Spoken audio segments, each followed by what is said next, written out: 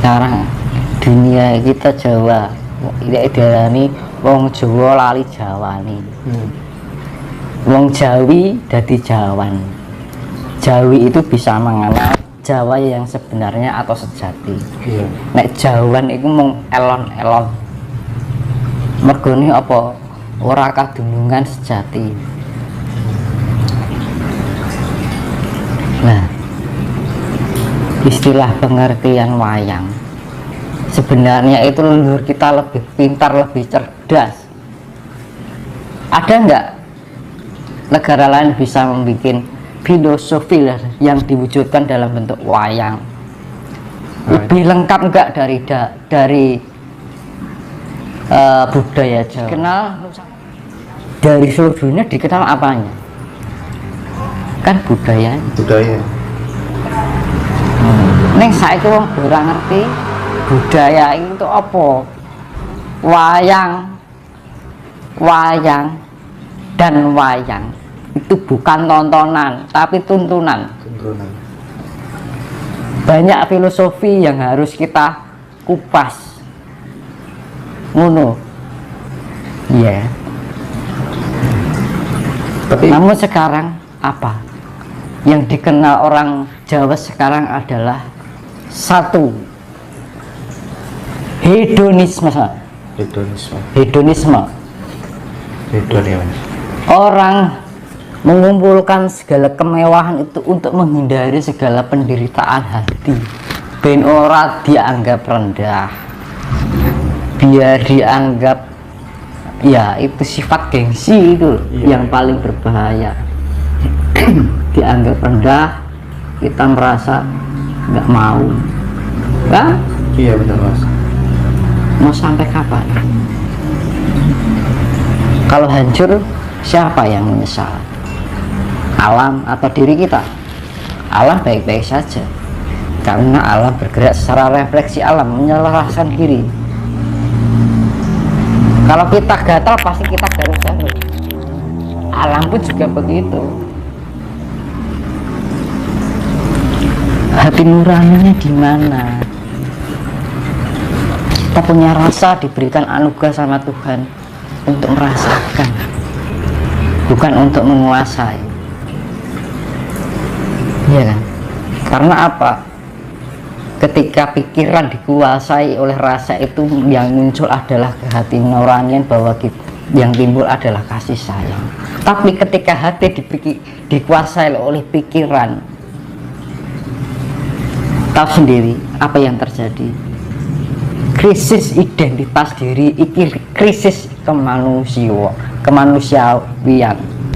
Akhirnya apa, kita nggak ada sifat kepedulian yang dimaksud dalam pengetahuan adalah individualisme. Ya, individualisme itu akan mempengaruhi jiwa kita yang egois, karsa itu Mas, nafsu dan keegoisan. Mau sampai kapan? Dan penyesalan itu pasti akan hadir, bukan di depan tapi di belakang, karena orang sekarang lebih pengen menikmati daripada merasakan. Iya kan? Tapi mohon maaf Mas,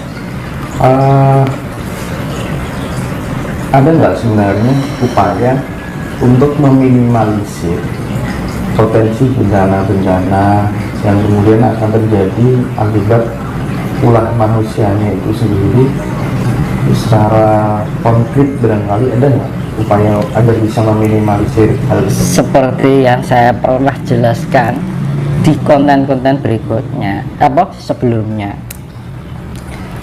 Kunci utama, saya ulangi, kunci utama adalah kita harus mengenal isi hati alam.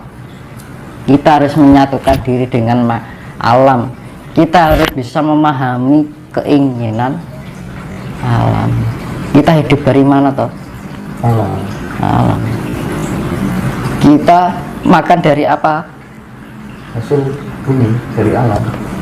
Kita bisa berhidup dengan apa? Amin. Kita akan kembali kemana? Ke alam juga. Jawabannya cuma satu kan? Dan kita sekarang jadi apa? Banyak mayoritasnya daripada minoritas. Ya, itu fakta. Kenapa harus begitu? Karena apa? Manusia kehilangan kasih sayang, lebih mengutamakan individualisme, hedonisme. Iya. Imperialisme, konsumerisme. Dia lebih bahagia dengan sebuah kemewahan hidup yang sifatnya material. Beli bisa beli mobil, pengen nyaman bisa terus. segala apa yang diinginkan ingin tercapai. Karena pandangan seseorang, aku punya cita-cita. Nah, cita-citanya sebagai apa? Dokter, sebagai pilot. Namun tipis sekali ketika orang punya harapan, saya ingin menjadi orang yang berbakti pada Tuhan, saya ingin menjadi tangan panjang Tuhan. Tahu artinya tangan panjang Tuhan? Kuncinya apa menjadi tangan panjang Tuhan? Ketika kita di jalan mengetahui orang yang tidak bisa apa-apa, ada orang yang cacat, kita lebih sempurna dari mereka. Apa yang harus kita lakukan? Kasih dan kasih. Namun sekarang yang terjadi adalah orang yang lebih egois dengan aku mempunyai ini, tapi lepas dari rasa bersyukur. Nah, padahal sama-sama makan nasi, sama-sama memakan hasil bumi. Kita diberikan tumbuh dari apa? Dari tanah, masuk di dalam mulut kita. Kira-kira kita bisa nggak hidup dengan tanpa tumbuhan? Bisa. Kira-kira kita bisa nggak tanpa udara? Kita kira-kira bisa nggak tanpa air? Kira-kira kita bisa nggak tanpa matahari? Dan terus apa yang kita perbuat untuk mereka yang sudah menghidupi kita? Apa yang sudah kita perbuat? Ini alam loh, jangan buat main-main. Seharusnya kita tidak butuh pihak lain. Yang kita butuhkan adalah pihak diri. Yang menyelamatkan kita sendiri adalah bukan orang lain. Yang menyelamatkan diri kita adalah diri kita sendiri. Orang lain hanya bisa memberikan suatu arahan. Namun kalau kita nggak bisa tumbuh dalam diri kita sendiri, impossible. Kita diberikan otak buat berpikir, diberikan hati untuk merasa, diberikan jiwa untuk memiliki nurani, diberikan raga untuk kita bisa berbuat. Demi apa? Demi kasih sayang. Namun apa yang terjadi adalah individualisme. Itu yang menjadi dampak globalisasi. Akhirnya kita mementingkan diri kita sendiri, kelihatannya baik, tapi ternyata adalah pamrih. Di mana sifat kemanusiawiannya? Di mana letak kemanusiaannya? Katanya manusia itu lebih sempurna, tapi kenapa di saat ini hewan lebih sempurna dari manusia? Hewan lebih peka dengan keadaan alam. Hewan lebih mengerti daripada manusia, lebih mengerti daripada manusia. Kenapa harus terjadi seperti itu? Kenapa derajat manusia lebih rendah daripada hewan? Saya utarakan itu kenyataan. Iya benar. miris dalam hati ini. Kalau alam itu berbicara itu miris, Mas. Sampai kapan? Sampai kita harus berteriak dalam penyesalan? Saya memberitahukan ini biar manusia itu paham. Kita mempunyai rumah, kita mempunyai mobil mewah. Kalau ketika alam berefleksi, tidak pandang bulu, alam mencari orang-orang yang bisa berselaras dengan alam. Alam akan mencarikan orang-orang yang bisa berselaras dengan alam. Orang akan mencari orang-orang yang mempunyai kasih.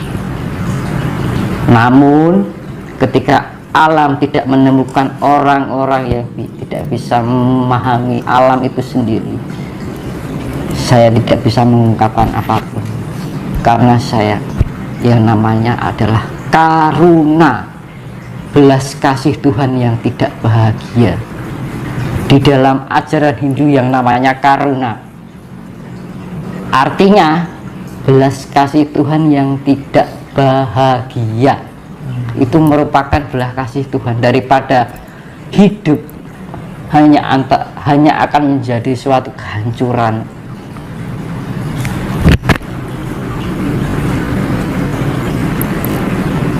perbaikan jalan satu-satunya adalah itu. Kadang-kadang kita kasihan, tapi mau gimana? Aku pernah ditanya, Mas ini gimana? Aku nggak bisa ngomong apa-apa. Karena apa? Sebenarnya alam itu sudah memberikan petunjuk yang jauh-jauh dari sebelumnya. Tapi kenapa manusia tidak menggunakan intuisinya untuk lebih peka dari alam? Segala sesuatu penyesalan pasti nggak mungkin diketahui di depan, tapi penyesalan itu pasti diakhiri dengan teriakan hati. Penyesalan, orang mungkin tiba buri, nggak mungkin jatuh di depan, pasti jatuh di belakang. Dan kenapa harus seperti itu? Karena apa? Yaitu tadi dampak global.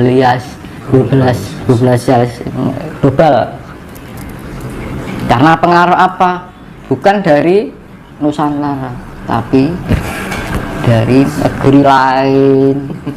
Modernisasi negeri api, Mas. Itu imperialisme, hedonisme, ya kan? Individualisme, kapitalisme, konsumerisme, itu yang menjadi dampak. Seakan-akan kalau kita nggak punya mobil, nggak punya rumah, dianggap rendah oleh orang lain. Betul. Akhirnya menyakitkan hati. Akhirnya timbul sifat gengsi. Nah, sifat gengsi ini loh yang menjadi penjerumus hidup kita.